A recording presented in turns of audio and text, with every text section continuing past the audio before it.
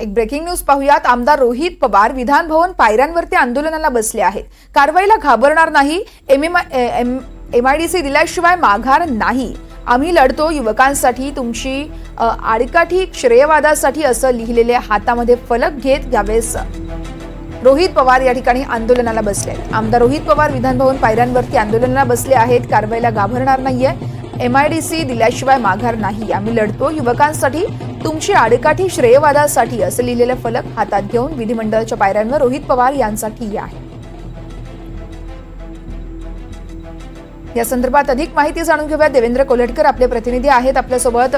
देवेंद्र, आपण पाहतोय रोहित पवार विधान भवनाच्या पायऱ्यांवर आंदोलन करतात, एमआयडीसी दिल्याशिवाय माघार घेणार नाही असं ते म्हणतायत।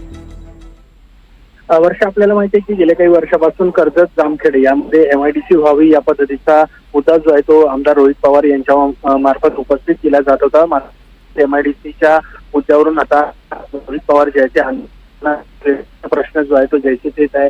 एमआयडीसी साठी विविध प्रकारचे प्रयत्न केले, मात्र ते पुढे जात नाहीये। यामध्ये सत्ताधारी जे आहेत ते राजकारण करत आहेत, श्रेयवाद करत आहेत असा मुद्दा उपस्थित पवार जे आहेत ते आता विधान भवनाच्या पायऱ्यावरती आंदोलनाला बसलेले आहे। कारवाई केली तरी आम्ही घाबरणार नाही, मात्र एमआयडीसी दिल्याशिवाय आता माघार नाही अशा पद्धतीचे फलक हातात घेऊन रोहित पवार जे आहेत ते आंदोलन करतात आहे। आणि एकूणच या सगळ्या प्रश्नाकडे सरकारचं लक्ष वेधावं त्या दृष्टीने अशा पद्धतीचं आंदोलन जे आहे ते रोहित पवार यांच्याकडून इथे विधान भवनाच्या पायऱ्यावरती केले जाते। निश्चितच देवेंद्र, त्या ठिकाणी आता जयंत पाटील हे देखील आल्याचे पाहायला मिळतात। तुर्तास धन्यवाद तुम्ही दिलेल्या सविस्तर माहितीसाठी। आमदार रोहित पवार हे आता विधान भवन पायऱ्यांवर आंदोलनात बसले आहेत आणि त्यांच्या बाजूला जयंत पाटील हे देखील उपस्थित आहेत।